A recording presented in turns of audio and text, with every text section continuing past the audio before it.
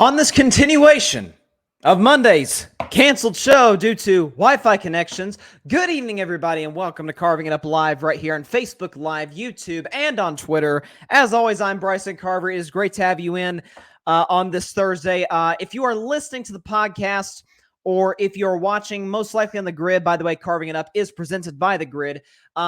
These two shows, Mondays and today's, are probably together. At least that's what I'm going to try and work to make sure happens. For those of you that aren't aware, toward the middle/end of Monday's show, my Wi-Fi just totally went out. I apologize for that issue. Hopefully we won't have it again. We are able to get it fixed, and hopefully it won't give us any more issues. But a couple of topics I had for that show that I think are still relevant for today's show that I'll get into. One of them being Patrick Mahomes' remarkable performance against Jacksonville. And it's relevant because going into this week, that ankle is going to be a big question mark for the Chiefs' superstar quarterbacks and the Chiefs' chances at beating the Cincinnati Bengals, which they were obviously not able to do in this very game last season. I'll talk about that. What I think is a phenomenal hire by the Carolina Panthers, getting former Colts head coach Frank Reich to be the man there. I'm going to talk about that in my third segment. Steph Curry getting ejected, which I'm sure you guys know. I'm going to have some thoughts on that in just a little later in the show. And at the end of the show, what I was going to do on Monday's show, I'm going to do now. And that is have a very special announcement, not just necessarily for this show, but one that sort of ties in my personal life a little bit. I'll sort of get into that later on. So we will definitely discuss that later on. I know John, I see him in the comments there. He is very excited for that later. And John, I know you and I talked about the Aaron Rodgers Jets possibilities. I'll get into that more tomorrow. We've got some great topics lined up for tomorrow's show, as well as obviously conference championship game predictions. So stay tuned for that. But first, starting the show with a little bit of a somber note. As I'm sure most of you are aware, today is the 3-year anniversary that we lost Kobe Bryant, Gigi Bryant, and 7 others in that tragic helicopter crash in Calabasas on January 26th of 2020. Kobe Bryant was 41. His daughter, Gianna Bryant, was, I believe, 13, if I'm not mistaken, 12, 13 years old. And, you know, I'm not going to spend a whole lot of time recapping that day as much as I am Kobe individually. But as far as the day is concerned, I remember, exactly where I was when I got the news. I remember it was right before the Pro Bowl started, back when we still had the Pro Bowl. And I was scrolling through my phone, scrolling through social media mindlessly, as, you know, a typical 16-year-old kid does. And I find a post from TMZ that says Kobe Bryant, at the time it said among 4 dead in a helicopter crash. I'm like, what? Like that? No, stop. This is BS. And I figured some dope put this together because if you remember the night before, LeBron James had passed Kobe Bryant on the all-time NBA scoring list. He passed him to go into 3rd all-time. And LeBron paid tribute to Kobe that night. I think he had like number 8 written on his sneakers. Kobe put an Instagram post about it. It was like really this cool moment. And it happened to be in Kobe's hometown of Philadelphia, Pennsylvania, against the 76ers. And so when this comes out, it's about midday-ish, East Coast time at least, on that Sunday. I'm like, come on, this is ridiculous. So I go online, I Google it, and there's really nothing. There's no evidence backing this up. I'm like, oh, this is just some, because you see it happen occasionally, right? You see like somebody, some tabloid, whatever, reporting that somebody has died and it's not the case. I'm like, oh, this is just one of those. And then you start to see a few reports coming in from Los Angeles. You're like, okay, this is more than just a rumor. And at that point, I remember, I think I put on my social media feed, man, I need Kobe to post something right now on social media to let everybody know he's okay. And then I remember about 5 to 10 minutes later, the tweet from Woj came in confirming the news. We found out about 30 minutes to an hour later that his second daughter, Gianna, was among those in the tragic helicopter crash. It was not 4 who perished, but 9. And you know, I just remember the rest of that day just being in a state of despair, shock, whatever you want to refer to it as. And it doesn't even register in your head. Kobe Bryant dead doesn't, that thought never even comes to your head. A, because of his age, but B, this is Kobe Bryant, Kobe Bean Bryant. One of the greatest basketball players ever, the Mamba mentality. We know who he was and still represents to this very day, even though he's been gone for 3 years. He's invincible. This is the same guy who in 2013 was playing with a hurt Achilles against my Golden State Warriors, ruptures his Achilles, an injury that's hard to even walk on, gets up, hits 2 free throws after he ruptures his Achilles, then comes off the court. Like, that's Kobe. He's invincible. You know, if you would have thought, if somebody would have told you coming that day, a high-profile person is going to die today, I think your mind would have thought about somebody older, right? Just it's the process of life. It's how it's supposed to work in our eyes. But that wasn't the case. And as for what Kobe Bryant stood for as a human being, I think at this point we're all very well aware of Mamba mentality, of his illustrious 20-year career, 5 NBA championships, a 3-peat, and a back-to-back. He's the last person to actually be a part of a 3-peat. He, along with the great Shaquille O'Neal, obviously, with those early 2000s Lakers. You think about the change from Afro Kobe to bald Kobe, from number 8 Kobe to number 24 Kobe. There's all these different variations of him, but the mentality was still the same. The drive to be great was still the same, even when his career ended in 2016, which, by the way, all he did was score 60 in his last game, including hitting the game-winning shot to beat the Utah Jazz, albeit that Lakers team was one of the worst of all time, probably the worst Lakers team ever. But he gave the fans at the Staples Center one last great moment in front of the great Jack Nicholson. Snoop Dogg was there. Jay-Z was there. I mean, all the high-profile celebrities were in the building that night, and obviously his wife Vanessa was. His oldest Natalia and Gianna were in the seats as well, courtside, watching their dad ball out his final game. And in the next few years during retirement, you see the obviously Dear Basketball, which Kobe Bryant, ladies and gentlemen, won a freaking Oscar before turning 40 on his first nomination. For Dear Basketball, obviously he worked on that short film. He wrote books, was into literature. He coached Gianna's basketball team. He was involved in business. As a matter of fact, a report came out that shortly or after Kobe ended up passing, there was actually going to be a deal in place for him to leave Nike and start his own shoe brand, a la Michael Jordan. And so you see, and something else you saw from him in his personal life after he retired, not that he didn't still have that same be the greatest at whatever you're doing in the world type of mentality. That never left. Mamba mentality never left him. But you saw a side from him that we really didn't see at all. You got to remember, at the time Kobe retired at age 37, he was in the NBA longer in his lifetime than he wasn't in the NBA. 20 years to 17. He was obviously drafted by the Charlotte Hornets at 17, traded infamously to his childhood team, the Los Angeles Lakers. But post-retirement, you saw the side of Kobe who was so giving. And you saw almost like I don't even want to say a softer side of him, but just a very human side of him. We saw him be, as we heard the story from SportsCenter's Elle Duncan, she told, and it became viral, the girl dad thing. He talked about how proud he was to be a girl dad and business ventures, all that. We were seeing this transition into this next phase of Kobe's career, and there is no question in my mind, ladies and gentlemen, had he been able to live a full retirement, I put all my money on the table. He'd been more successful in his second act than his first.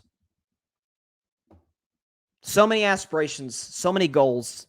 That's who Kobe Bryant was. Who Kobe Bryant was, what the Mamba mentality was for that matter, is not reach your goal, work your butt off, reach your goal, and you're done. You reach the goal. No. Reach this goal? Great. What's the next one? Okay, work as hard as you can in that one. next one. That's who he was.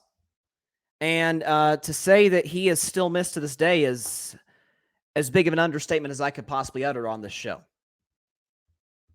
To say that the others who passed in that crash, I can say the same thing.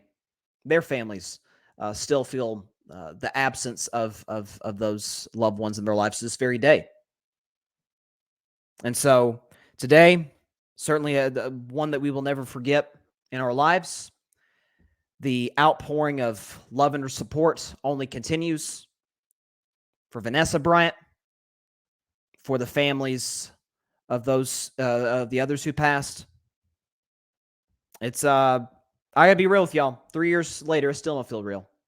It still does not feel real. And rest in peace, Kobe, Gigi, and everybody else who perished on that terrible helicopter crash in Calabasas. And the best thing that we can do is never forget the example that Kobe Bryant set, and never forget the way he went about life. Because if we attack life half as hard as Kobe Bryant did, we're going to do some pretty special things. I have no doubt about that. Rest in peace, Kobe, and everybody else who passed. Yes, John, sharing my sentiments as well. Patrick Brown, 824 ever. I like how you put that with the purple heart and the golden heart. Patrick says the only player to have 2 numbers retired. His second career was going to be dominant as basketball. Long live the Black Mamba and Mambacita. And he also says, once we've seen MJ crying during the memorial service, we all felt that down to the core of our souls. I remember that as well, Patrick. 224, which is appropriate to have that memorial service at the Staples Center on the days that their numbers were. Gianna obviously wore number 2, Kobe, 24 in the last half of his career. And yeah, I remember that memorial service as well, Patrick. It was, I know Beyonce performed, Alicia Keys performed. There were so many unbelievable speakers that night. MJ, stole the show with the speech he gave about how Kobe was his little brother and how he was at times a bit of a nuisance, but he understood at the end of the day how it was because Kobe's trying to get better. And ultimately, Michael Jordan recognized this young fella, he's just like me. The reason Michael was so close to Kobe, especially later on, because he looked at Kobe, he's like, this is the only dude I've ever seen that's wired like me. This guy ain't here to make friends. This guy's here to win and be the best in the world at what he does. That's his goal. That's his objective. And I think Michael saw that, and that's why he really grew to appreciate Kobe as time went on. And you had other speakers. I remember Sabrina Ionescu spoke. I think Diana Taurasi spoke. Vanessa Bryant, you can't even put into words how incredible she was that night. Shaquille O'Neal spoke. I know I'm forgetting somebody else. I think Gino Auriemma spoke about Gianna in particular because she wanted to go play basketball at UConn once it was time for her to go play college basketball. It was a very somber afternoon without a question, but it was one where you really got to see, as you said, Patrick, so you got to hear some stories about Kobe. I know Rob Pelinka spoke. He was Kobe's agent. You got to hear some of the stories about Kobe that you never know before. You got to see how he truly touched people. When Kobe passed, it was the only, in my lifetime, I'm 19 years old, the only parallel I can think of in my lifetime of a high-profile person passing and it having the global impact that it did. I'm talking like people that are not in any way whatsoever associated with the Lakers, the NBA, sports, were devastated by this. The only parallel I can think of is probably Michael Jackson back in 2009. That's the only one I can think of. But when he passed, you saw these tributes and what he meant to people. Again, obviously to the Lakers, obviously to the NBA and to the basketball community, but even those outside of it, it was like, wow, this dude really did leave his mark on this planet. There's no question about it. Kobe left as much of a legacy in 41 years of life as anybody in the history of the world has that lived to 100 years old. That's who he was. He was always being great. Grady Edwards, what's up, Grady? He's in the comments. He says, I was playing basketball after church Sunday when I was a senior in college, and I just broke down in tears. Made me so sad. Boston, LA was one of the first finals I ever watched. Me and my brother loved Kobe growing up. May he rest in peace. Absolutely. Yeah. I'm telling you, man, I still can't believe he's gone. It's to this day, it does not feel real. And to this day, you still see tributes. He'll never be forgotten. He's in my view, I am no Patrick Bryant says Kobe Bryant was your generation's MJ. Amen to that. He's in terms of the killer will, at times did Kobe seem to cross the line in terms of his leadership, kind of like Michael? Sure. But ultimately his objective was the same as Michael's. Look, if I got to offend people to win, I'm here to work. I'm here to get better. Are you? You heard Michael in The Last Dance talk about, I never asked people to do what I wasn't willing to do. Kobe was the same way. So, yeah, I agree, Patrick. He was this generation's MJ. But like I said, I am by no means whatsoever a Lakers fan. But in my view, with all due respect, the Lakers have had more great players than any franchise in the NBA. No question about it. With all due respect to the Celtics. But with all due respect to those great Lakers players, Kobe is the greatest Laker of all time. I personally have Kareem higher on my list. I've got him third. I've got Kobe fourth. But you got to realize Kareem played for the Bucks for a while. In terms of embodying the greatness that comes with wearing the purple and gold, with all a lot of people say Magic, and I understand that. I understand that. And I get what your argument. My case for Kobe has always been he won 5 championships like Magic. Magic didn't win any championships without Kareem. Kobe won 2 championships without Shaq. That's kind of been the tiebreaker for me. But like I said, in terms of embodying that, wearing that uniform, doing what he did for 20 years at the Forum and then later at Staples Center, personally, nobody's higher for me in terms of Laker greats than Kobe Bean Bryant. And there's no question about that whatsoever. So may he rest in peace. May everybody else who passed on that helicopter rest in peace. And we will never, ever forget them. 3 years ago. Wow. So I will do my very best to transition to the world of sports going on right now. Obviously, you've got the the NFL playoffs going on. You've got the Bengals, Chiefs facing the AFC Championship game. Before I get to the game itself, and I'll talk more Chiefs Bengals tomorrow. I want to talk about Kansas City's win over Jacksonville, because I was never able to get to that yesterday's show, or I'm sorry, Monday's show. But I'll tell you what was impressive about that. So did Jacksonville shoot themselves in the foot? Yes. Christian Kirk had a big drop. Trevor Lawrence threw a pick late in the fourth quarter. That Agnew kid, Jamal Agnew, who's like, he might be the best returner in the NFL. Kevontae Turpin of the Cowboys, they're kind of in a battle. Those are the best returners in the NFL.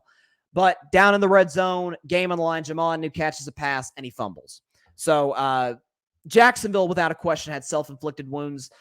But that comes with being a young team. That's more than that's more than to be expected. It's the youngest. I think it might be the youngest team in the NFL. For Jacksonville to get to this point, hats off to them. They had a great season, and they're going to be back next year because they've got, in my view, the third best quarterback in football in Trevor Lawrence, and they've got Doug Peterson, who to me is second on my ballot for Coach of the Year to Brian Daboll, because he did a fantastic job.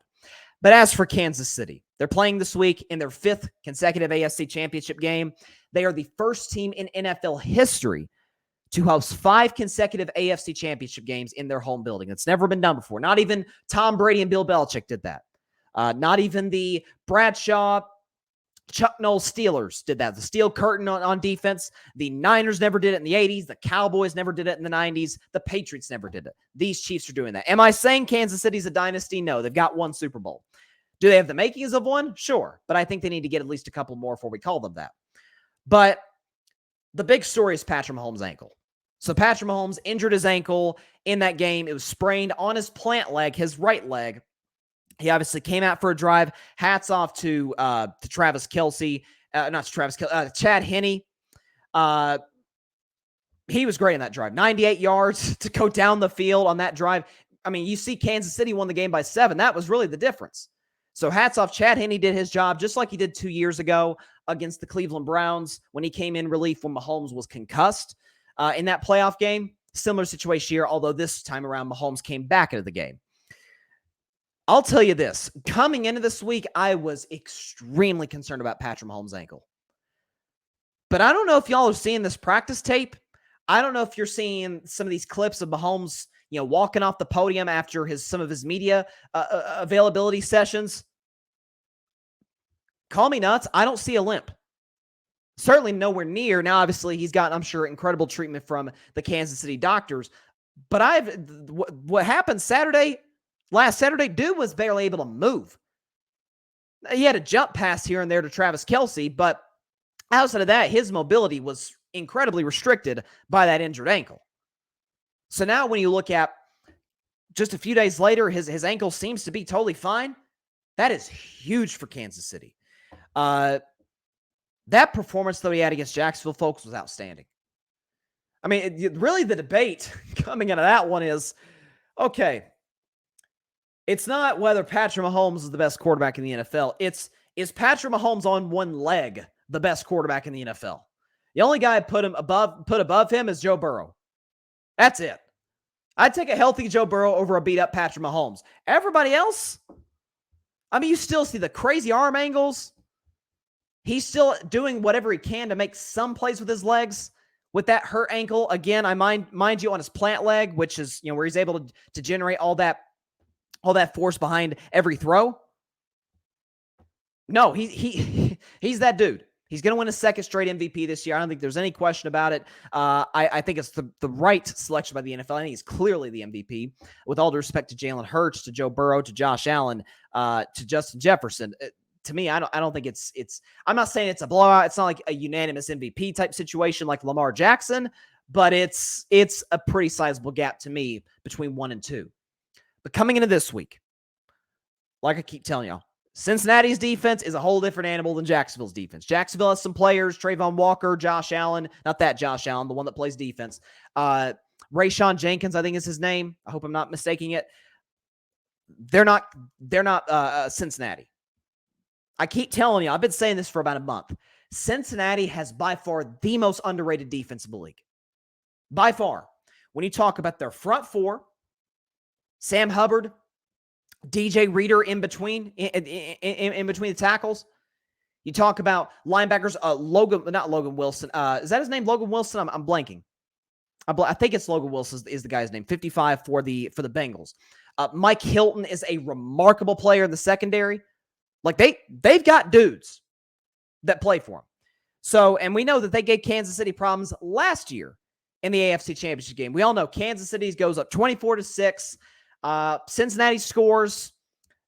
Andy Reid with, I'm sure, a decision he would come to regret, going for a touchdown with 4 seconds left in the half at the 5-yard line, as opposed to just kicking the field goal, going up 14 points. He's going for the kill shot, and it's boom or bust. And in that case, it was bust. And Cincinnati rode that momentum from there, and they won the game in overtime. Patrick Mahomes played a really bad second half. I'll tell you what's interesting about this time around. To me, I don't think there's a question who the better team is. It's Cincinnati. I mean, if nothing else, it's being reflected in Vegas. So, Chiefs are at home. 5th straight AFC Championship game. They've got the MVP, who seems to be healthier now than he was on Saturday. They've got arguably the best coach in the NFL, Andy Reid, and they're a 1-point favorite. So that in itself tells you Cincinnati's better than Kansas City. I don't think if this game were in Cincinnati, I think Bengals are favored by 5 points. I'm not even kidding. I think they're favored by what Buffalo was favored against them last week. Considering the fact that they haven't lost since Halloween, considering the fact that they beat a Bills team who many had going to the Super Bowl, I didn't, but many did, by 3 scores on the road in a snowstorm, considering the fact that Zach Taylor completely outcoached Sean McDermott, a coach who I have a tremendous amount of respect for. If this game were played in Cincinnati, this would be a different story in terms of the line. Obviously, it's being played at Arrowhead, which some Bengals are calling Burrowhead. But I think it's really interesting. You know what this reminds me of just a little bit? This, all those years, it'd be those Pittsburgh teams. No disrespect to the Pittsburgh Steelers. I think they're one of the premier organizations in sports. But every 3-4 years, Pittsburgh would field a really good team. They'd have a good defense. Their offense would be good with Big Ben. And we'd be like, hey, they're a threat to New England. And all those Steelers, particularly defensive players, be talking all kinds of smack to Brady and the Patriots offense. And New England would not make a peep. And then they'd either waltz into Heinz Field, or what used to be called Heinz Field, or at Gillette Stadium, and New England would take care of business. Like, Pittsburgh never beat New England in a game that meant anything.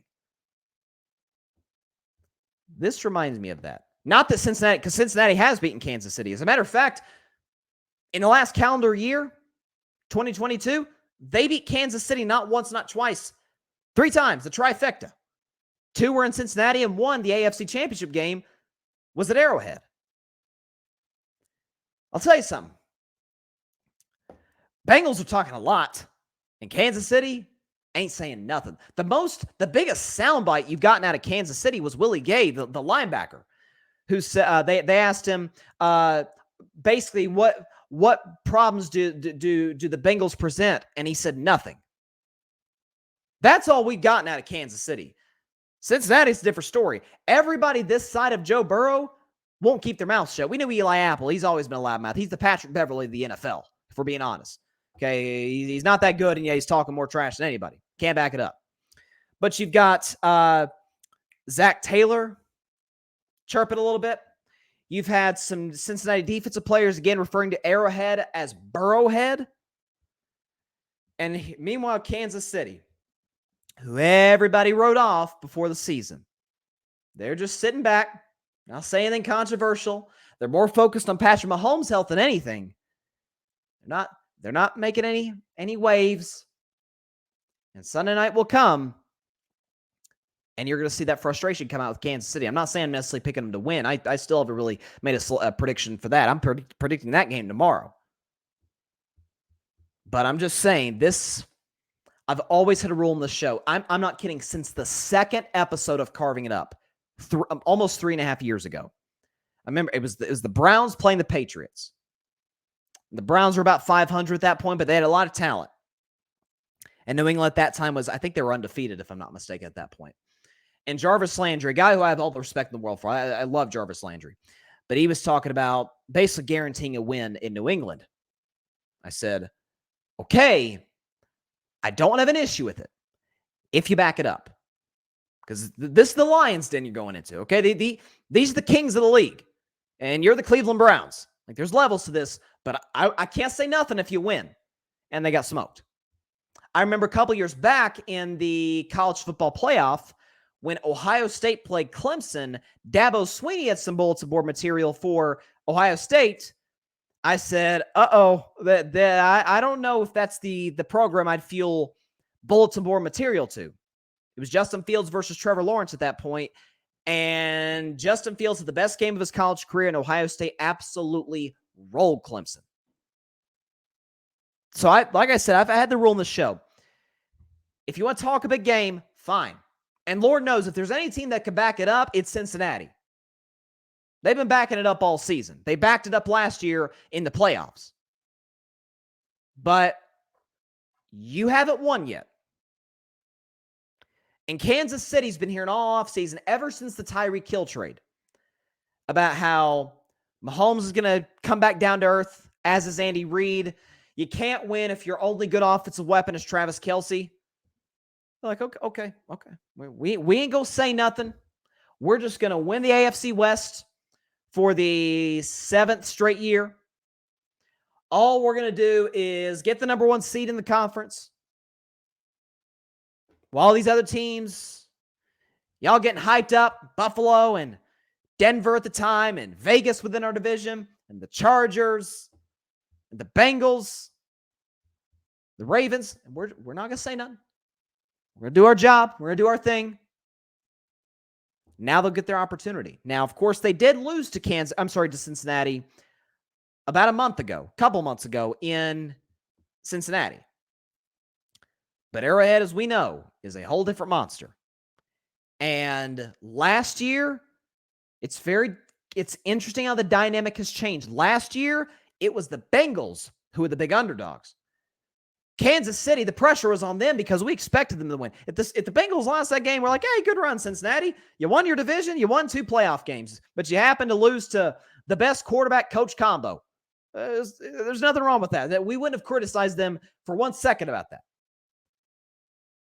Now I almost think the shoe is on the other foot. I'm not saying there's no pressure on Kansas City. I am saying that Bengals been talking a lot. Joe Mixon, remember Joe Mixon going in the playoffs, said we're the big dogs in the AFC? And my response is, I think you are more than capable of being just that. I need you to win a Super Bowl first. Be called the big dogs. I don't think there is necessarily a quote-unquote big dog. That was New England for 2 decades. It could be Kansas City, could be Cincinnati. Both those teams have the 2 best quarterbacks in the NFL. They've got solid rosters, although I think Cincinnati's is better. Good organizational structures, although I like Kansas City's better. But they're going to be doing this for a while now. They're going to be meeting a lot in the playoffs. Like this, get used to this. But I feel like there'll be more blowback if Cincinnati loses than if the Chiefs lose. Because now it'll be, okay, timeout. You're better than them. You hadn't lost since Halloween. You beat them last year. When they had Tyreek Hill last year, why can't you beat them this year? By the way, Mahomes was beat up this year, unlike last year. So I'm just saying, this is a very fascinating matchup for that reason. Very, very, very fascinating. Got some comments. Okay, Grady says KC will be a dynasty if they win this one. Are you talking about this year's Super Bowl, Grady, or the AFC Championship game? Because I don't think you can be a dynasty with 1 championship. 2, maybe. Like if you want to talk about like the Detroit Pistons back in the day, back in the late 80s, where they won back-to-back championships. I mean, you can make that case. 1, you can't. He said, just me, or is Aaron Rodgers about to be traded to the Jets, literally following in Brett Favre's footsteps? I've been thinking the same thing in terms of the Brett Favre comparison, where Favre retires, goes to the Jets. That's really interesting. So what's next? Minnesota? He spends a year with the Jets. Vikings move on from Kirk Cousins after he blows another playoff game. They go with an old Aaron Rodgers, and he wins the MVP. I don't know. It's interesting. It's very, very interesting. Grady Edwards says, speaking of backing it up, you got any thoughts on Shannon Sharpe versus the Memphis Grizzlies last week? I do, Grady. I will save that for a couple segments down the road on today's show, so please stay tuned for that because I was planning on talking about that. He says, Grizzlies talk a bunch of smack. So annoying. I'm totally with you there, and I will elaborate on that further without a question. But thank you for presenting that, Grady. Patrick. I was about to call you Patrick Mahomes, Patrick Brown. That's like I didn't mean to. Yeah, that's a big time compliment. But Patrick Brown says Joe Burrow has as many playoff wins, 5, as my Cowboys in the last 28 years. Burrow wasn't even born yet when the Cowboys won their last Super Bowl. It's a drought that feels like it's going to continue. I'm not going to say for another 28 years. Maybe double that and say 56. I don't know. It's going to be a while. Grady Edwards says, I mean, technically, the Bengals are a bunch of big orange cats. I think are you referring to the big dogs thing? Because that's kind of, actually, that's appropriate. So it's almost like an oxymoron, if that's what you're saying, Patrick, that Joe Mixon said. That's really interesting. Oh, boy, Barry. Barry Grant Jr., All Even Podcast, he's in the comments. Could you imagine if he's referring to his Dallas Cowboys, had Burrow or Patrick? Shaking my head. Well, I mean, I could say, Barry, that literally every other team in the NFL outside of maybe Jacksonville could be saying that. Because I think Trevor Lawrence, if you guys may not remember this, but I said on my show, I remember saying during the 2021 draft, I said I think Lawrence would be the best quarterback. Lance would have the best career because I said Lance was going to the best team with the best coach with the best GM. Lance didn't pan out. It turns out it's been Brock Purdy who's panned out. So I was wrong on Lance, but I was right on the money with Trevor Lawrence. I also said about Trevor, within the first 3 years of his career, he'd be a top 5 quarterback. Well, I undersold him. It took him 2. or it's really a season and a half when you think about it. So he's that dude. But outside of Jacksonville, every team in the league would take Patrick or Burrow over their starter, not just Dallas. Patrick says Cincinnati has become the uninvited guest to the playoffs. They become the NFL's version of the Detroit Pistons, minus the bad boy imagery. Nobody respects them, yet they crashed the party. They have. I mean, absolutely. We did not see this coming. I was not a huge Burrow guy coming out of that draft. Obviously, I admitted I was wrong 4 games into the 2021 season, so I'm off the hook for that now. But I mean, 2020 they were 4-12, or I'm sorry, 4-11-1. I think was their record.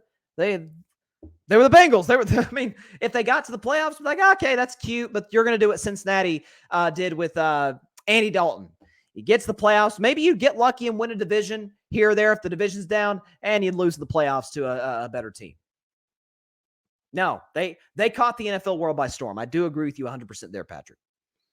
Grady clarifying his last point. He said Kansas City would be a dynasty with a Super Bowl with 2 chips. You can make that case. You can absolutely make that case, without a doubt.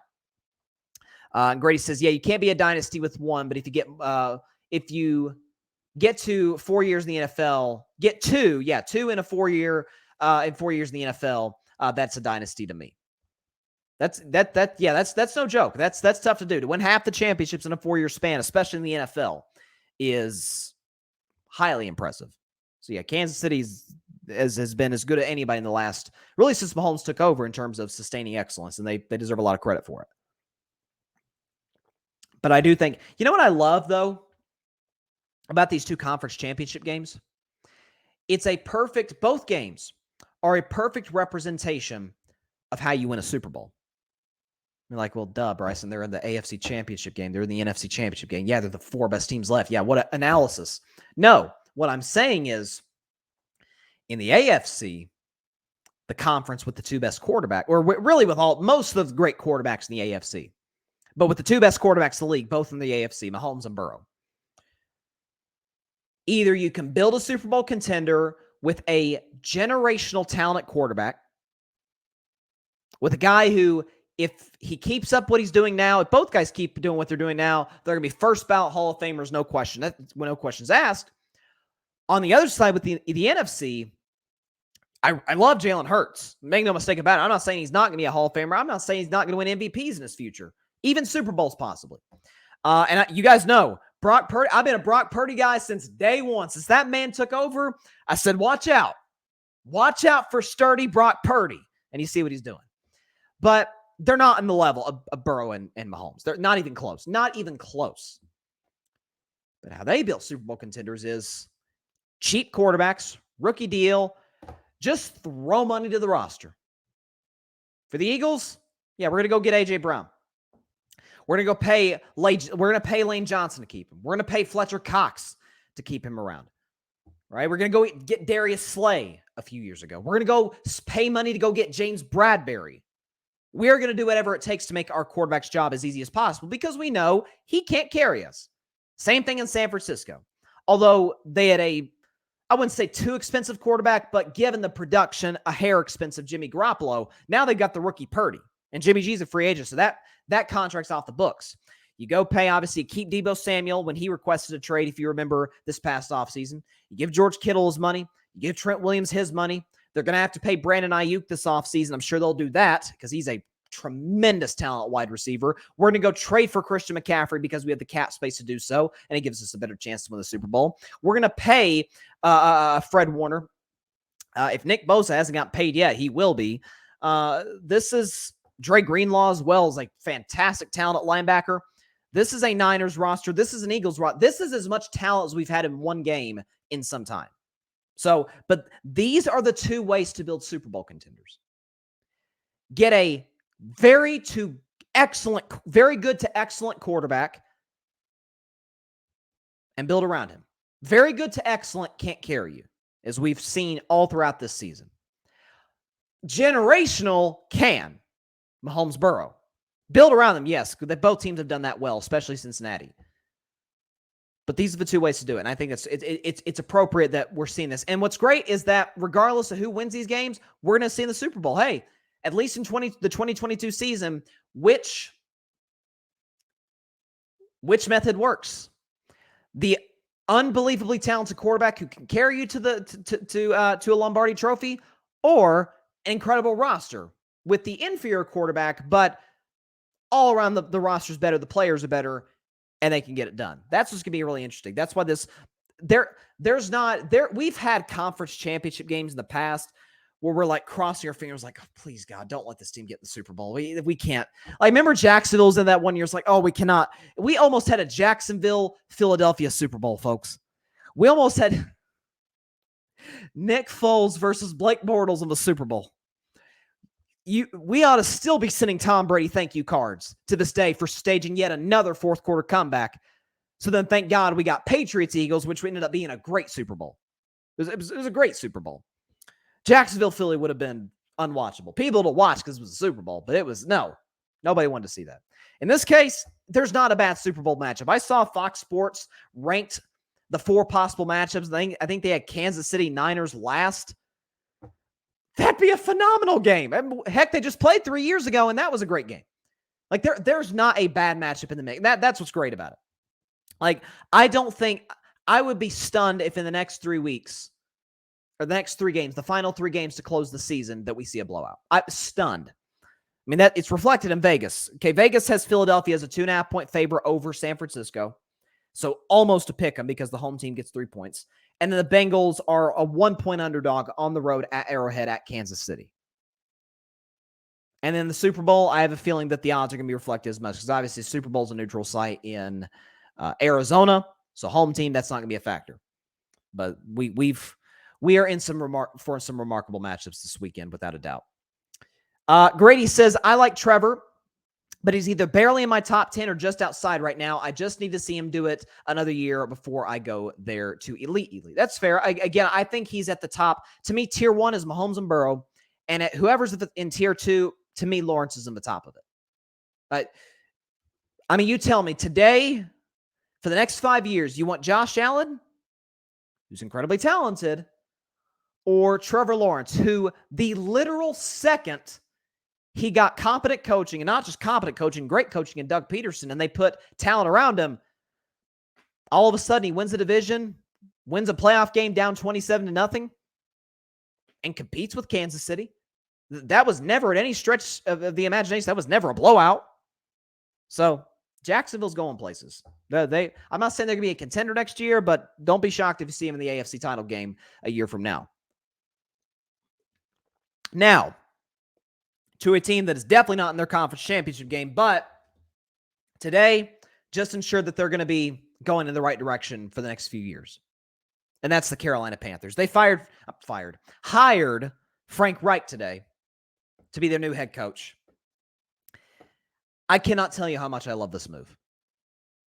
Because when you talk about Frank Reich, you're talking about a guy who was the offensive coordinator for the Philadelphia Eagles in their Super Bowl winning year back in 2017 under Doug Peterson, who got the best out of Carson Wentz, got the best out of Nick Foles, and then each of the following 4 seasons he spent as the head coach of the Indianapolis Colts, he had a different starting quarterback every single year.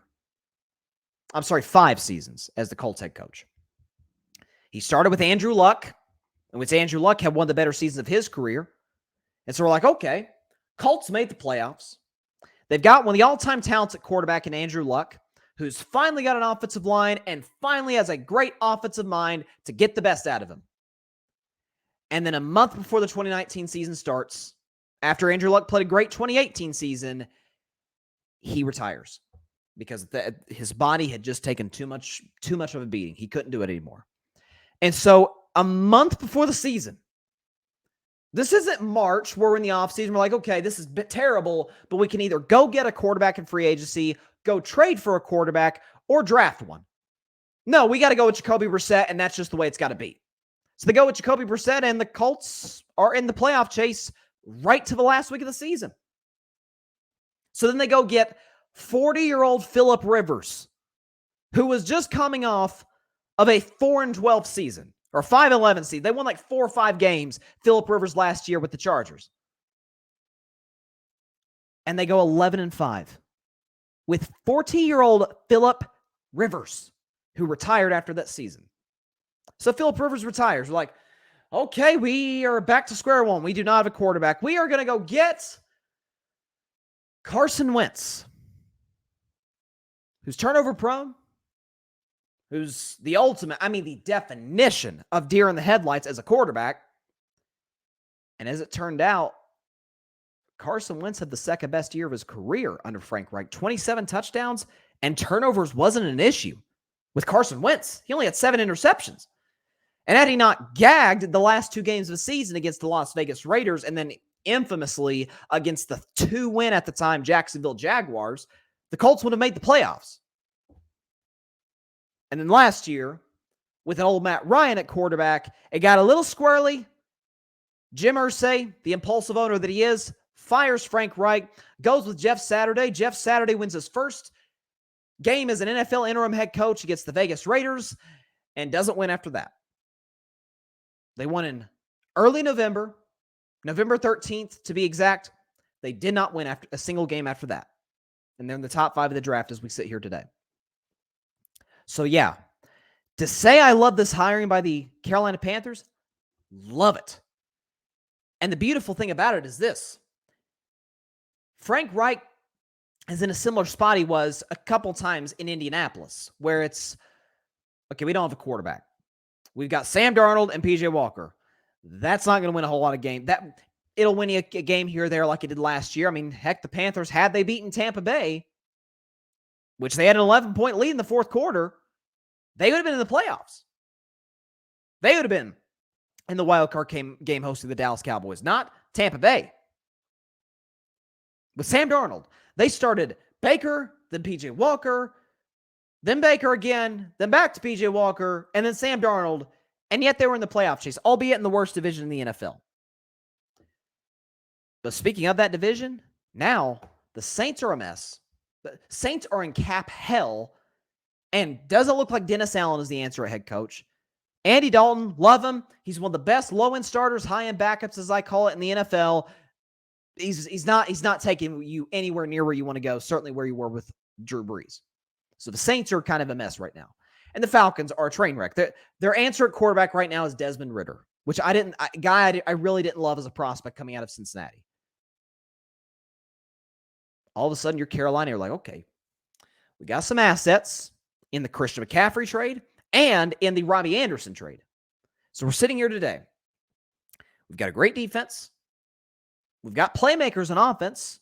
DJ Moore at the top of that list. I love DJ Moore. He's one of the most underrated players of the league, in my opinion. Just hasn't gotten great quarterback play. He does play a dependent position after all. Now for Carolina, it's like, oh, hang on a second. There's some notable free agent quarterbacks on the market, and even if we don't land them, we got the ninth pick in the draft. We could take one. We could take one, sign a veteran, start the veteran, and if the rookie's ready to go, we play him. The Panthers are in a great spot moving forward because now they have assets from the 2 trades they made this past season. They go into next season, and this matters, folks, with momentum, playing well in the last month and a half of the 2022 season. They know what they need, quarterback. Now, I'm not saying they're a quarterback away from being a contender or anything. They're not. There's still some piece they could fill in. The offensive line isn't very good, although it's gotten better. Patch up a few spots. The offensive line, hit a home run in your quarterback, whether it be the draft. Hey, Lamar Jackson's available. Tom Brady's available, although I wouldn't advise it. Or you draft one. And for the record, there's a lot of prospects of this draft I like. I really like Will Levis. I think Bryce Young, the only concern I have about Bryce is his size and stature. That's the only thing I worry about with Bryce.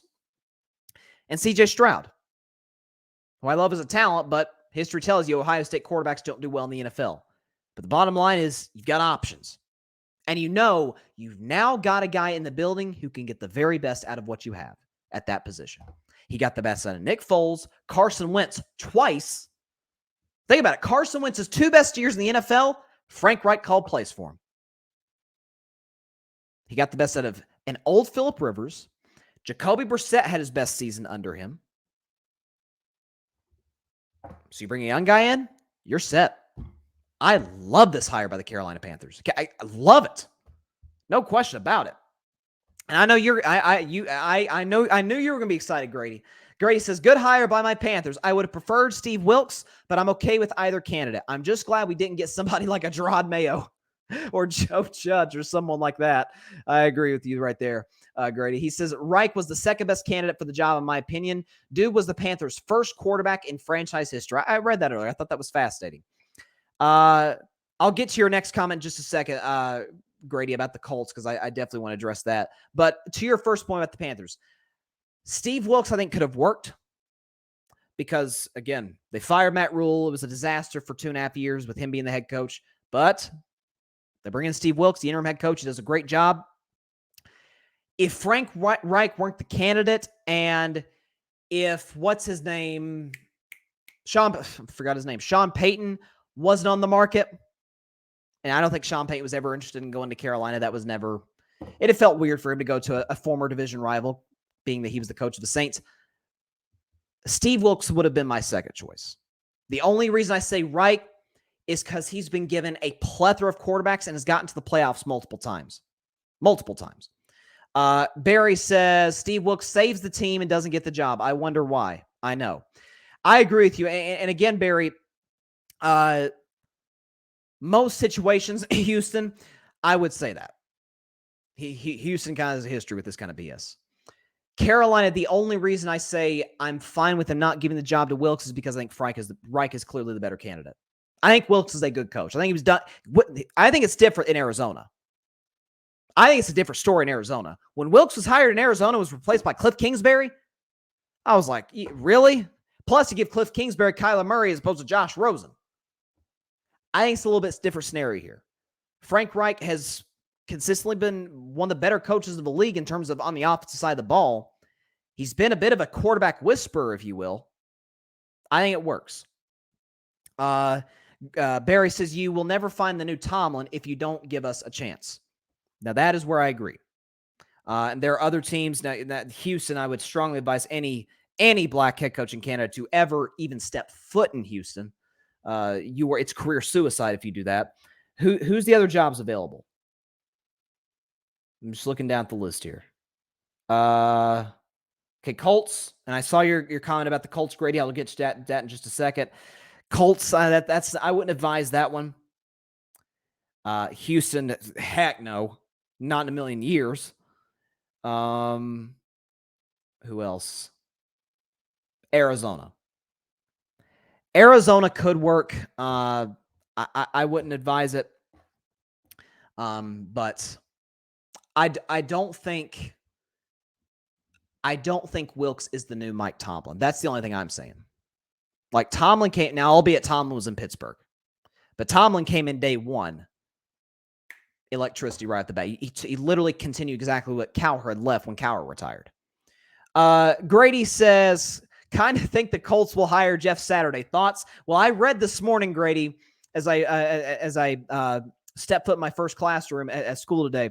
I pull out my phone. I saw that Schefter had tweeted that the Colts were conducting a second interview Saturday. I was like, oh boy. I'm kind of with you, Grady. It looks like they're going to, oh Lord. Part of me, for Saturday's sake, I hope they don't do it. And that's why I was careful in my criticism of Saturday as much as I was Irsay. Irsay is who I want to direct the most of the vitriol at. Saturday's a good guy. Like I don't have a bad thing to say about that guy. But man, come on. You hired him off ESPN. Like it's a slap in the face of Bill Cowher. By the way, just talking about Bill Cowher. He said on CBS like the next Sunday on the NFL Today on CBS, he was talking about this is a disgrace to the coaching profession. And it was. So for them to double down and make it their head coach, Patrick says Denver's head coaching spot is available as well. Okay. Yeah. Now, Denver, I'd take Denver over any of these jobs. I'd take Denver over Arizona, Indianapolis. I get the Russell Wilson thing is a big issue. Big issue. But it's historically been a well-run franchise. They've got talent. That was never the question for Denver this year. Not to mention their defense was great this year. So if you get a capable guy, by the way, could Steve Wilkes work in Denver? Sure he could. You tell me Steve Wilkes wouldn't be an upgrade over Nathaniel Hackett, who, by the way, just got the Jets job. I'll talk a little bit about that tomorrow. But heck yeah, I'd take Steve Wilkes over. To me, if Steve Wilkes takes over Denver, now we're talking about a team that can maybe sneak into the playoffs. Given what he did in the short amount of time he was in Carolina, he could do that in Denver. Not win the division, because Kansas City runs that division. Everybody else is playing for second. Chargers, Raiders, and Broncos are playing for second. Because Chiefs, Mahomes and Reed are going to be running that division, like they've been doing for the last close to a decade now. But yeah, for the Panthers, organizationally where they're at right now, I don't think, aside from Sean Payton, who really never wanted to go there to begin with, I don't think this could be a better hire. However, I would love to see Steve Wilkes get another shot. I think he's more than earned it. He was done dirty by Arizona, got his opportunity in Carolina. Safe to say he took advantage of it. No question about it. Like I said, New Orleans is a mess, Atlanta's a mess, and Tampa Bay is about to lose Brady. So I don't know. Who do you want to be in that division? I'm taking Carolina. Before I get to my big announcement at the end of today's show, I did want to get to one more topic, an NBA topic. I'll get more into the LeBron scoring chase later, because he is getting ever so close to Kareem Abdul-Jabbar. As a matter of fact, do the math. Bron's probably going to break that record in the next 4 to 5 games. He's like 160, 170 points away, something like that. 4 or 5 games, given how he's played in the last month. But you know what sucks, though? I wanted so bad for LeBron to break the record at Crypto.com Arena. Should still be Staples Center. If you look at the Lakers' schedule, they've got Boston. They're going on an East Coast road trip now. Boston, Brooklyn, New York, Pacers, Pelicans. LeBron can't break the record in Indianapolis or New Orleans, with all due respect to those cities. It's like, I remember talking about on the show. I'll get to my Warriors topic, but now, of course, this has to do with the Warriors a little bit. When Steph was in his Ray Allen three-point record chase and the Warriors went on a road trip, and Steph was, I think he was 7 threes away from the record. Now, we've seen Steph hit 7 threes in a game how many times? I mean, he does that in his sleep. But they played a game in Indiana on a Monday night. I'm like, I hope he doesn't break the record tonight. I said that because the next day they were going to Madison Square Garden. I'm like, he cannot break it in Indianapolis tonight. He can't. It has to be. It's written in the stars. It's got to be at the Garden. Now, unless LeBron averages like 60 in the next 3 games, which, it seems pretty unlikely, but it is LeBron, so who knows? But I hope, listen, if he gets to like 40 points, if we go into New Orleans or into Indianapolis, where they play the Indiana Pacers, if he goes in like 40 points away, I'm saying, okay, play, and then we're resting you against the Pelicans. No disrespect to the Pelicans. They're having a great season. And New Orleans is an amazing city. If it's not at the Garden, or say in Boston, which it's not going to be in Boston, he's 100-something points away. But if it's not at the Garden or at the Crypto.com or one of these iconic venues, I don't want to see him break the record at Smoothie King Center. No. Part of what made Steph's moment so great is because it happened at Madison Square Garden. It cannot be. It cannot be in New Orleans or Indiana. I hope that's not the case. But, hey, we're going to find out next week. It's going to be interesting. Again, before I get to this, let's see. Grady, he's referring to Tom Brady in this comment. He says, I think he should retire. But to be honest, I think everyone is being a little bit of a prisoner of the moment with the Brady loss to the Cowboys. He's still anywhere from 8 to 10 as far as QBs in the league. I think people are being too short-sighted and forget what the man had to deal with this year. I personally don't see any difference in this loss to the one he suffered to Tennessee on his way out of New England. Looks very similar in skill to 2019. He says, same with the Josh Allen Dak hate for me personally. Well, as far as the Josh Allen Dak thing, I'll get to that. But as far as Brady, he's regressing. I think everybody could agree with that. Brady's regressing. I caught on to this when they lost to Baltimore, midway through the season, I said, okay, we're seeing the decline. We have officially seen the best. He'll have great games here and there, but in terms of the week after week greatness each and every week, that was over. Do I still think he's I'm like around that 8 to 10 range? Sure. I mean, you tell me. You tell me your quarterback, you wouldn't take calls for Tom Brady? The majority of teams in the NFL would. Obviously, Kansas City and Cincinnati, Jacksonville, Buffalo, those teams are not taking calls on Tom Brady. The Jets would, the Titans would. So, but I'm with you there. As far as the Josh Allen Dak, I think that's a whole different conversation. Because Brady, the question with Brady's age. That's not the question. But Dak's going to be 30 next season. Allen's going to be 27, 28. So they're around that same age group. The thing with Josh Allen and Dak, what I came to recognize this season, Allen's the better talent, but neither can carry you. Neither can carry you to a Super Bowl. We learned that this year. Dak's my guy, and I learned that. He can't carry an average roster to the Super Bowl. Josh Allen can't carry a pretty solid roster to the Super Bowl. They're not as good as Burrow and Allen. They never will be as good as Burrow and Allen. Burrow now. They never will be as good as Burrow and Mahomes. My view. They're kind of in that same group with one another, Dak and Allen. Sort of that bottom tier 2, top of tier 3 at this particular moment in time. As for my NBA topic, before I get to my big announcement that I promise you guys are going to really enjoy. So, on a regular old Wednesday in the National Basketball Association, the Golden State Warriors, in case people out there seem to have forgotten as of late, the defending NBA champion Golden State Warriors, my Golden State Warriors, once again beat the Memphis Grizzlies. We've been doing that for some time now, by a final score of 122 to 120. Jordan Poole hit the game-winning layup with 1 second left. But the big story coming out of this one was not the Warriors-Memphis rivalry, which I say in the most emphatic air quotes of all time, because it's not a rivalry. Memphis hasn't earned the right to be a rivalry. And I'll get to the Shannon Sharpe thing later, Grady. But Steph Curry, my man, was tossed out of the game with about 1:15 seconds left. Golden State's up 2. Steph Curry, for those who didn't see the play, I wasn't able to get it on the show, but there's a shot. I think Klay Thompson missed the shot.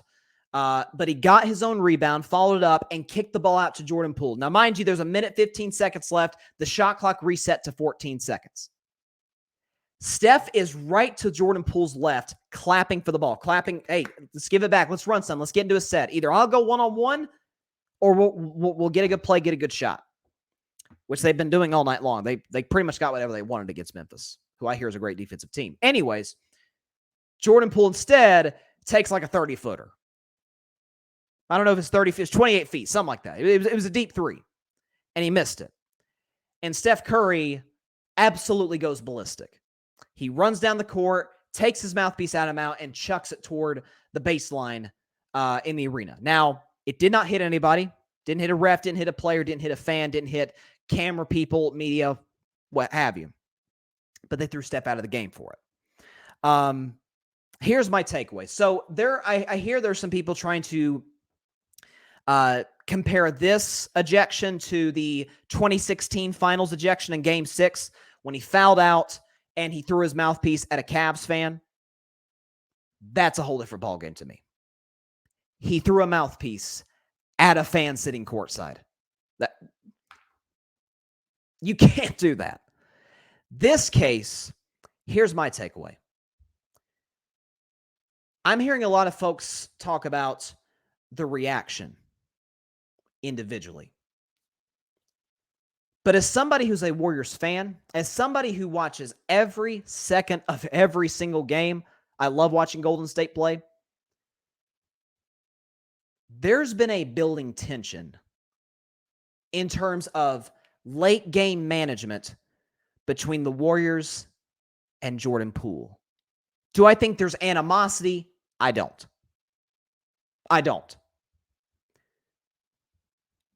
I love Jordan Poole. As a matter of fact, hand to God, I'm not even kidding to you. I just got a Jordan Poole jersey in the mail today. And I'm going to wear it loud and proud with pride this year. I can't wait to wear it. I love Jordan Poole. I was thrilled when Golden State paid him right before the season started. I'm like, great, we've got our 6-man locked in for the long term. With that said, Jordan Poole makes some of the dumbest late game mistakes I've ever seen in my life. It is, and I hate to throw shade at this guy because he's been good this season. I'm not a fan of his, but he's been good this season in his role, Russell Westbrook. Jordan Poole makes Russell Westbrook decisions late in games. Now, he's obviously a better shooter than Russ. He's a better ball handler than Russ. Russ is obviously the far superior athlete and player, obviously, all time at least. But what drives me crazy about Jordan Poole, and again, I love him, but if you watch some of these late game situations, he'll dribble the ball off his foot. He'll try and cross a dude up, go between the legs, behind the back, spin move, and he'll fall and lose the ball. He'll get stripped. He'll dribble it off his foot out of bounds. He'll take a very ill-advised shot when there's still plenty of time left on the clock. As a matter of fact, I remember a game, if I'm not mistaken, I think it was Portland. Portland came into Golden State earlier this year.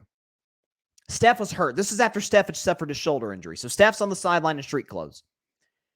Jordan Poole dribbles the ball off his foot. He was trying to do too much, got too cute with the basketball, and the ball went out of bounds to Portland.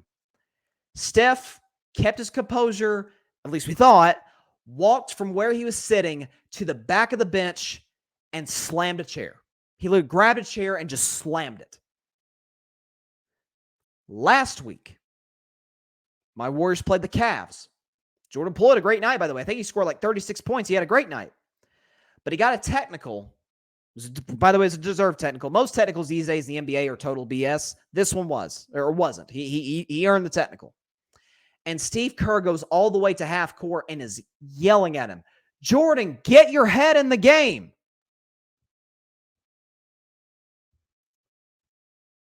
And I think at this point in the season, listen, Jordan Poole's young. He's in his 4th year. He should know not to make these mistakes by this point. And I think that's going through Steph's head. What's going through Steph's head, Steve Kerr's head, Draymond's head, Klay's head. These mistakes cannot cost us playoff series. We can't lose a game in a playoff series, a crucial game, because Jordan Poole made a boneheaded mistake. If we lose in the last possession of the game, let's at least get the last shot. If it's Poole, if it's Steph, if it's Klay, if it's somebody else, Wiggins, taking the last shot. But there's been so many scenarios this year where Jordan Poole can't even get a shot off because he's trying to do too much, or he'll take a terrible, terrible shot with still plenty of time left on the clock where they can get a better look. And I think you saw that in the frustration from Steph. I had an issue with the ejection for this reason. He's not mad at the ref. He's not, if you threw it at the ref, that's okay, yeah, you get tossed for throwing crap at the ref. Matter of fact, Steph actually did get thrown out of a game in 2017, ironically against the Memphis Grizzlies, although these were the Conley-Gasol Grizzlies. He threw a mouthpiece at the foot of a ref because he didn't like the call. That's an ejectable offense without a shadow of a doubt. You can't do that. In this case, he's mad at a teammate, throws it toward the baseline. It doesn't hit anybody. He's not throwing it at anybody. He's throwing it down off the court. Emotions clearly got the best of him. And he gets tossed. Here's what I'm saying. And this is what bothers me about the reputation thing. I think your reputation should precede you to a certain degree.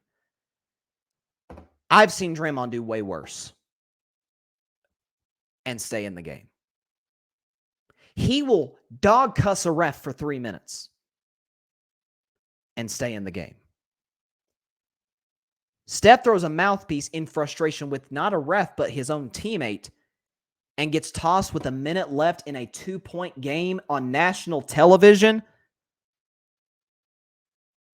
The ref has to have more self-awareness than that. And you know me, I'm consistent as it comes.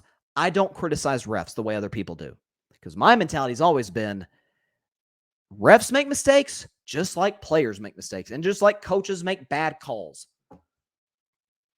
What we love about sports is it's imperfect humans playing a game, or in this case, officiating a game. So I don't bash refs unless the call is just totally egregious, unless it's just like So obvious. It's unbelievable that you missed it. Some of the, I'm not even just talking about Steph. Some of the technicals being handed out in the NBA this year, a guy says one wrong word, beep, we tee him up. It's starting to bother me. I mean, Draymond actually got tossed out of a game 2 years ago for yelling at James Wiseman. He was yelling at James Wiseman. I'm sure there was some choice language in there. It's Draymond. And they threw him out of the game. He's like, I wasn't yelling at you. I wasn't yelling at the ref. I wasn't yelling at the Zebras. They tossed him out. Very similar situation with Steph here. Now, props to Jordan Poole. Kid redeemed himself with the game-winning layup with a second left on a play that Draymond called, by the way, because Draymond is one of the smartest players in the NBA. But I did not like that ejection whatsoever. To me, it's a whole different conversation if Steph is throwing it at somebody like he did in the 2016 finals. He's throwing it away from everybody. That I hated that ejection. Now, as for the game, listen. Memphis wants this to be a rivalry so bad. So bad. And I hate to say it, it's never going to be a rivalry. Memphis, and this sort of carries my points. Grady brought this up in the comments. I was going to talk about it Monday. Wi-Fi said otherwise, so I'll talk about it a little bit today. Memphis carries themselves as if they've accomplished what Golden State has accomplished. In the Ja Morant era, and for the record, I want to make myself very clear when I say this, Ja Morant is a superstar. He is, without a doubt, one of the 10 best players in the NBA. He's going to be dominating this league for a long time. And he has changed the culture in Memphis. With that said, with Ja Morant, they've won one playoff series. They have never been to a Western Conference Finals with Ja Morant. And this, I'm not just going to put this on Ja. This group that they have, Jaren Jackson, Steven Adams, Desmond Bane, Dylan Brooks. They've won one playoff series. Golden State has won half the championships in the last 8 years. You're not on this level yet. I think you will be if you keep this group together. Once Golden State is old and their time has come, yeah, I think the Western Conference will be Memphis's to lose. But it ain't that time yet. And sort of carrying into the Shannon Sharpe incident last Friday night in Los Angeles. So I saw the video. I saw, I think it was Woj. Somebody had retweeted it because Dave McMenamin got the video. Dave McMenamin, who's a Lakers reporter, got the video of basically Shannon Sharpe threatening to take on the whole Grizzlies team. T. Morant as well. T. Morant is Ja Morant's dad. Which, by the way, I don't have an issue with T. Morant, just the same way I don't have any issues with LeVar Ball. He's a passionate dad supporting his son. What T. Morant doesn't bother me. But as for the Grizzlies, Shannon Sharpe, as many fans do, as many people sitting courtside do, a little friendly banter, trash talk. Adam Silver made this clear 2 years ago. Fans can say whatever they want if it's basketball related. Once you get personal, that's a different story. Shannon Sharpe, we all know, Hall of Fame tight end, undisputed. LeBron James, his guy. He calls him Goat James. He wears the goat mask anytime LeBron has a big game. And LeBron scores on Dylan Brooks, who's much smaller than LeBron. Shannon Sharpe yells out, "You can't guard him," or "You can't guard LeBron," yelling to Dylan Brooks. Dylan Brooks says, "F you." Shannon Sharpe returns the sentiment. And then all hell breaks loose. You've got Ja Morant goes over there, then T. Morant goes over there, Dylan Brooks, Steven Adams, which Steven Adams, that's the one dude in the Grizzlies. I would not cross Steven Adams. No way. One cross Shannon Sharpe, by the way. But it's just this arrogant way that they carry themselves when they've accomplished nothing. When Dylan Brooks is a bum. He's an average defensive player at best. Do you watch him? Anybody who watches Memphis? Dylan Brooks ain't that good of a defender. He's solid. He's not Marcus Smart. I'm not even sure he's Patrick Beverley. He's not Klay Thompson. And if we're talking about wing defenders, he's an average three-point shooter. He can't create his own shots. He's a terrible ball handler. He's like the fifth best player on Memphis.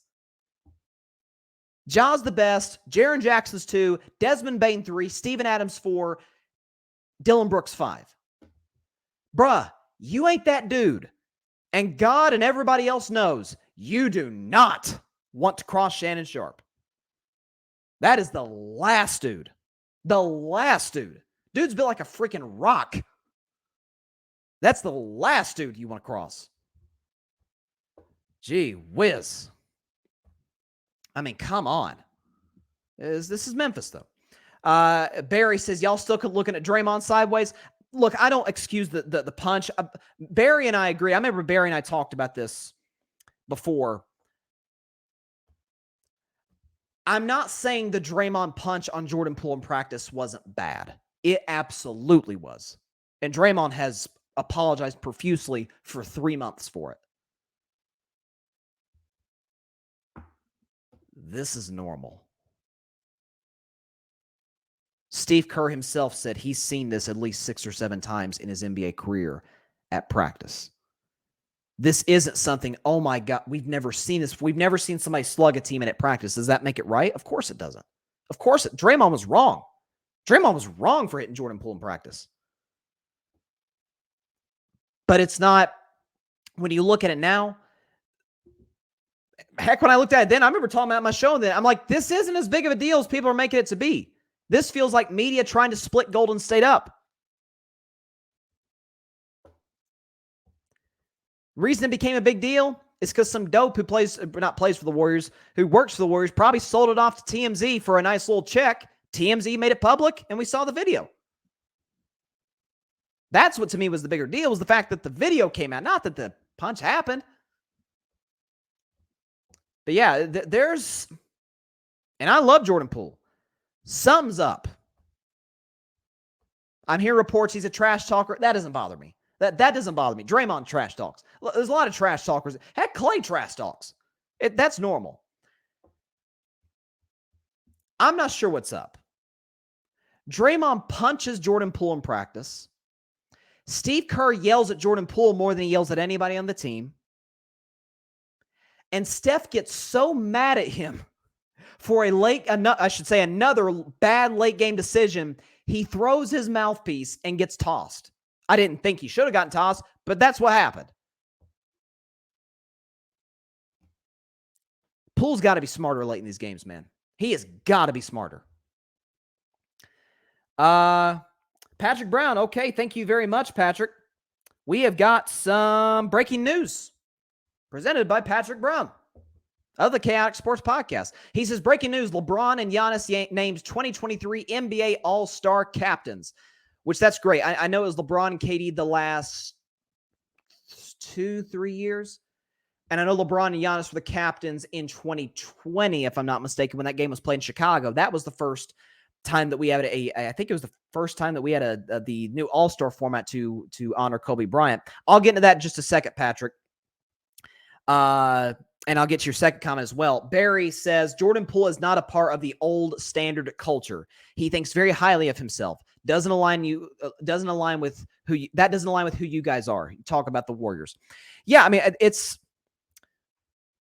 here's my thing with Jordan Poole, Barry, and to everybody watching and listening. And I heard Draymond talking about this on Stephen A. Smith's podcast last week. If you know nothing else about Jordan Poole, know this. Dude is a worker. Dude is a gym rat. He is always in the gym working to get better, and it shows. I remember Jordan Poole came to the NBA out of Michigan, 2020, his first season in the NBA. I remember watching. That was when my Warriors were 15-50, I think was our record before the bubble or before COVID shut down the season. Jordan Poole sucked his rookie year. He averaged 9 points on 39% shooting. So you look at from then to now, he's a totally different player. But there does seem to be this almost as if he thinks he's made it. Almost as if he thinks he's made it. That I helped us win ring number 4. And I love Jordan Poole. You ain't got them 4 rings. You got 1. I'm not saying this is a know your place type of situation, but you're not the guy.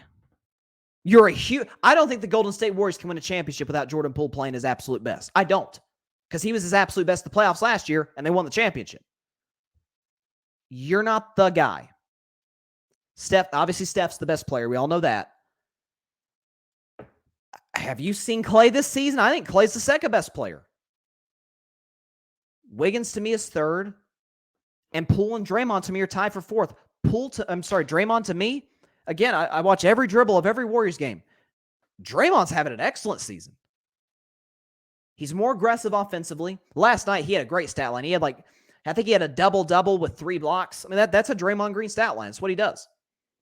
But yeah, I do think there's a lot to what you said there, Barry. Gray asks, when's it going to be time for Pop to hang it up? He's just become a stage prop at this point. I think this is it. For Pop. Those who know, I've talked about Pop a few times in my show. I think he's a great coach.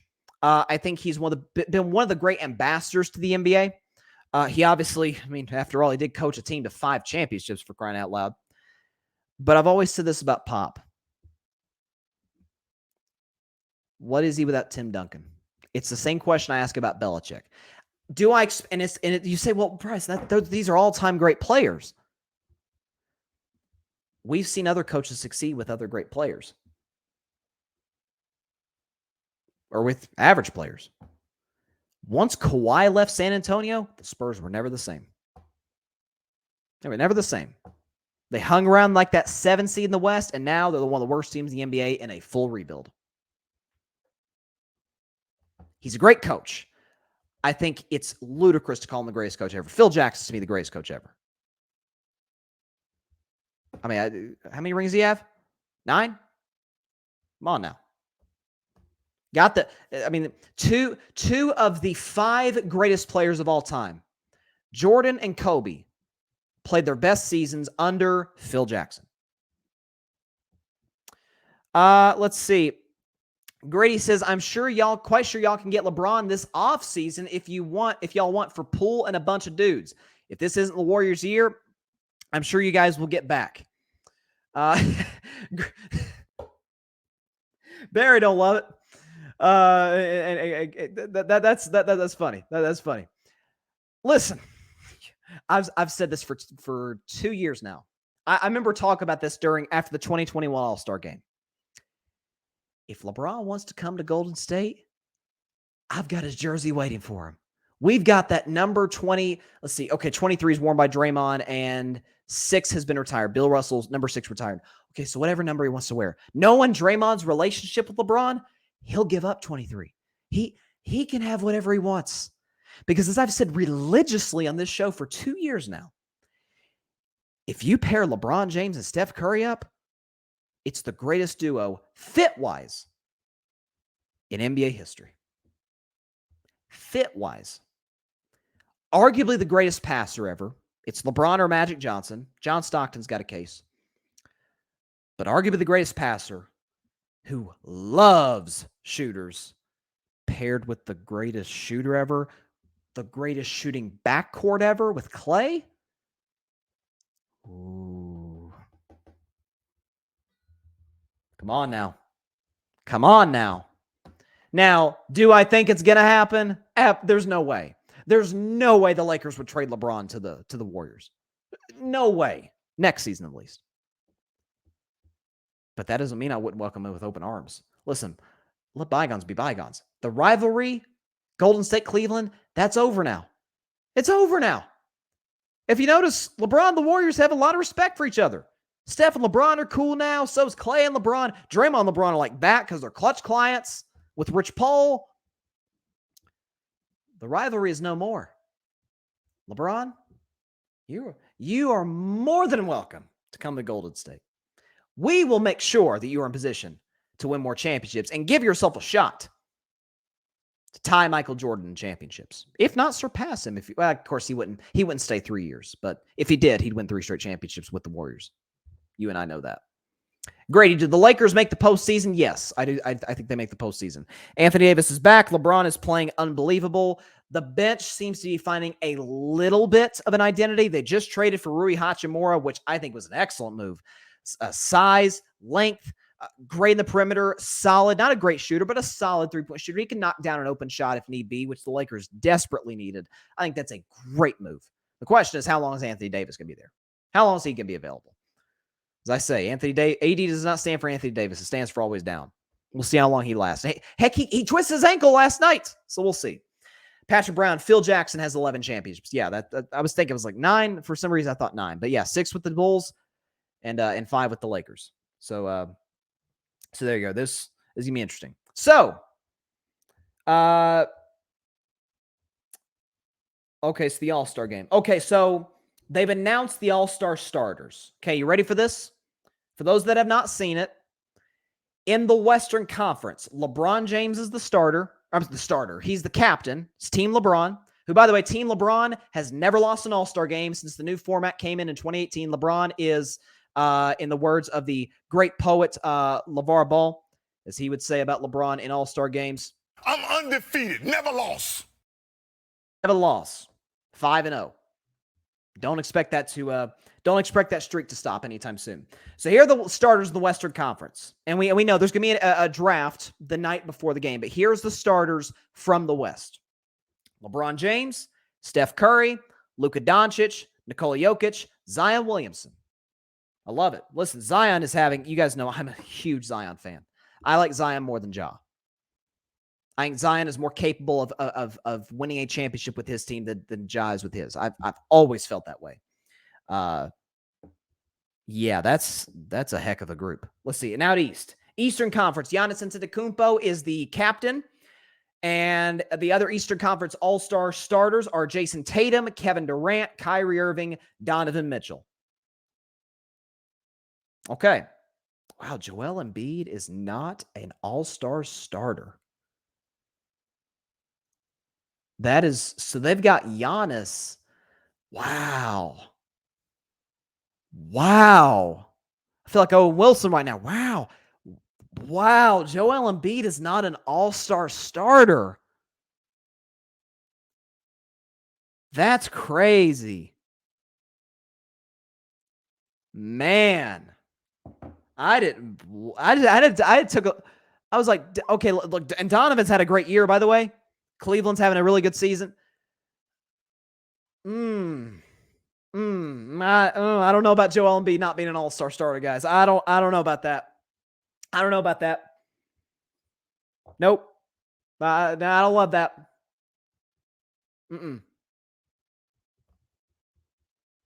He gonna take this personally.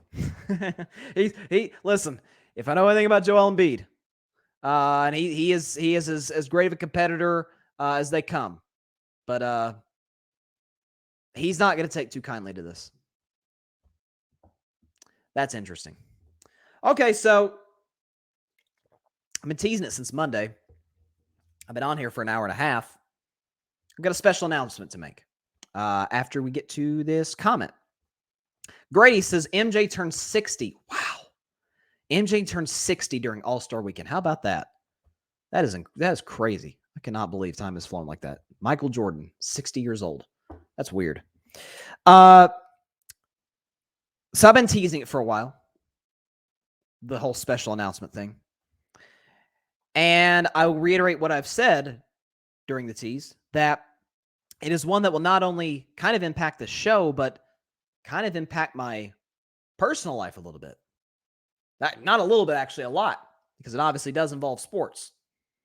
So we're going to get to it. My special announcement for this show and for my personal life is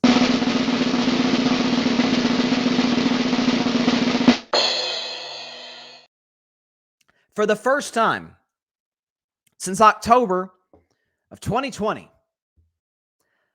I will have a favorite NFL team. I will be a fan of a singular NFL team. Now, you're like, I'm confused, Bryce. I don't follow.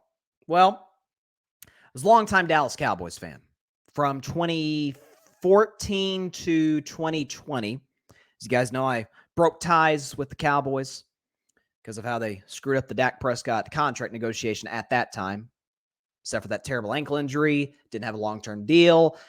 For those of you that don't know, I was a huge Dak Prescott fan pre-Cowboys at Mississippi State. I loved everything he brought to the table. So, the marriage between Dak Prescott and the Dallas Cowboys, my favorite college quarterback with my favorite team, it doesn't get better than that.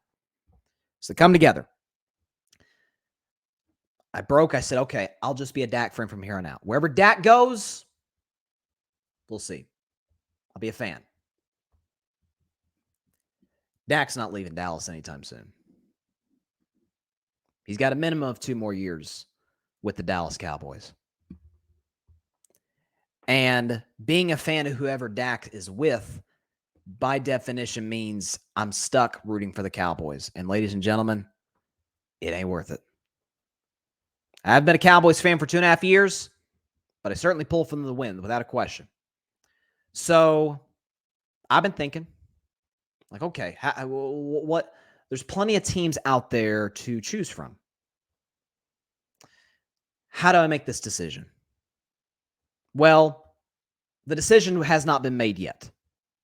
I'm putting a cutoff date around March, April-ish, draft, free agency, that type of deal, to choose my new favorite team. But I will make that selection over the next month.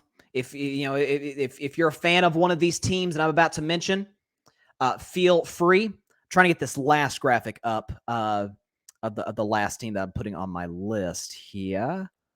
Hang on. Okay. Yeah, I'm having trouble getting this last graphic on here. The last team I want to pull for, or the last possible team that I'd want to pull for in my sports and NFL watching life. Okay, I can't pull it up for some reason. Hang on. Trying to get it. Hurry up. Come on. Okay, there it is. Okay. All right, so hang on. It's having some issues. All right, so I've got the teams ready. Here we go. So the 8 teams that I will be choosing from. It feels like The Bachelor right now. I really do. It feels like I'm on The Bachelor right now. But there are 8 different choices, 8 different teams that I could choose to be my new favorite team. One could be eliminated in a couple of weeks. I will explain that further in just a moment. But I've narrowed it down to 8, which is the 4th of the league. These teams are, no drum roll this time. These teams are the Baltimore Ravens, the Pittsburgh Steelers, the Tennessee Titans, the Los Angeles Rams, the Seattle Seahawks, the Los Angeles Chargers, the Carolina Panthers, and finally, the San Francisco 49ers. These 8 teams are in the mix to be my new favorite team. I have not, it's been, listen, a free agent fan, folks, it has its place. It's nice for a while.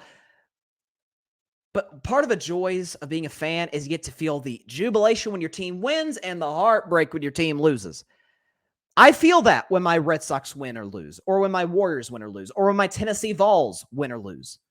I don't feel that when the Cowboys lose because I'm not a Cowboys fan. It doesn't have that. When it sucks when Dak loses, but it doesn't have that same feeling.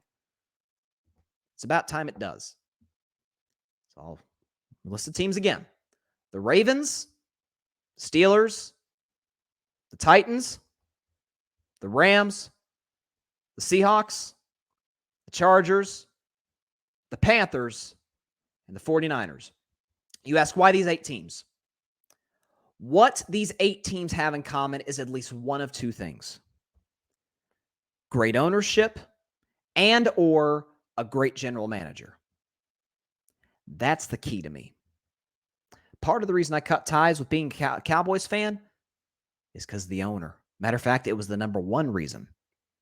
As we all know, Jerry Jones, great of a businessman as he is, that guy is not keen on winning the way that most owners do in today's NFL.